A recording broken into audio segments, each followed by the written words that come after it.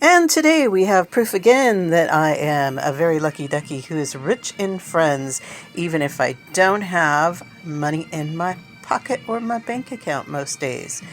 And one of my dear friends knows how much I love tea.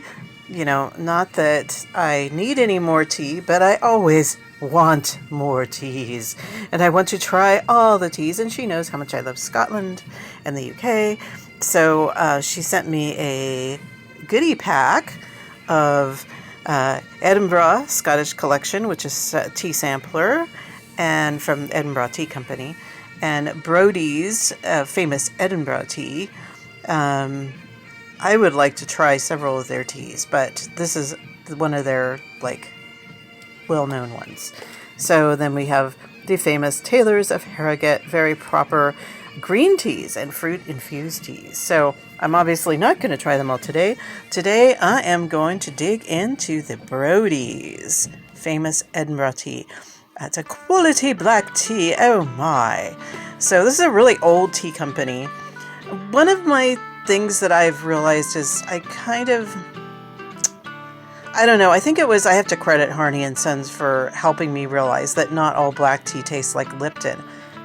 Fun fact, Thomas Lipton was Scottish. He also was like the Walmart of tea makers. He brought tea to everybody and he brought it cheaply. So it's the cheapest tea leaves that you can get. And I mean, it's okay, but I grew up on Lipton. But now that I've had really good black teas, so I'm really curious about how these are going to taste. One of the interesting things about Scottish teas is they're supposed to be made specifically for soft water, because evidently Scottish water doesn't have a bunch of minerals in it. I don't have particularly hard water here, so it should taste pretty much like it's supposed to. These comes in these nice, attractive, tall, paper-covered tins.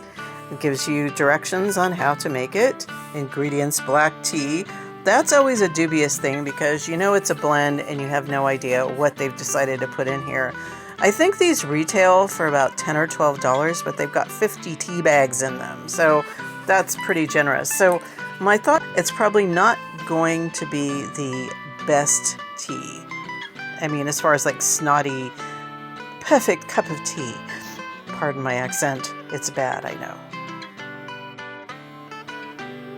So what we've got here is kind of your typical tea bags. You can see there's a lot of broken leaves and powder in there. So again, this is a cheap tea. This is a good, this I would say is a basic tea.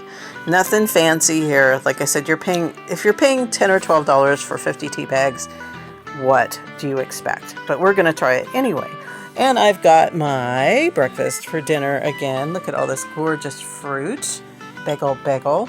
And I have warmed my teapot, steeped it properly. I don't know if you can see in there. It's pretty much just reflecting back. It's a really nice dark amber color.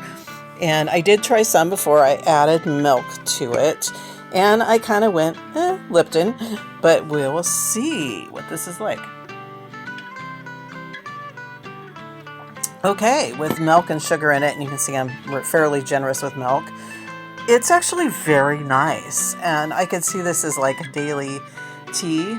I suspect it's got a good dose of caffeine in it, so I'm really happy with this. I don't know that I would want to try all of their teas, but I wouldn't complain if somebody sent them to me. So this is the famous Edinburgh tea. It is a tea blend of black teas.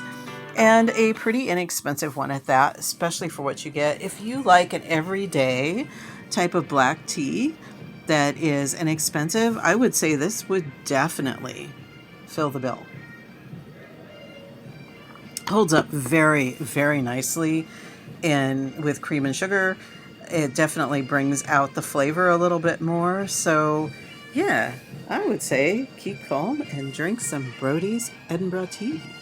And you probably say Brodies in this really wonderful way, but I'm not good at Scottish accents. I just like to listen to them. If you ever want to shut me up, just have someone Scottish speak to me and I will glaze over like I'm listening to the most beautiful music in the world. It's true. So I'm going to enjoy this and nosh my bagel, and I'll try another tea tomorrow. Oh, yeah. Okay. So I'm sorry, Brodies. I shouldn't have compared you to Lipton at all. I realized when first you always want to put your cream and sugar in and then your tea.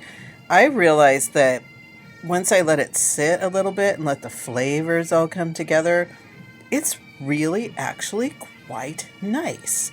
And I think this is going to be a good go-to afternoon tea for me. It is very lovely with cream and sugar. I don't drink a lot of black teas without cream and sugar. My grandparents kind of got me on that habit and I never left. But I wasn't that impressed by just the nectar itself. So if you like cream and sugar, I would definitely recommend this tea. The thumbs up from me. I like it.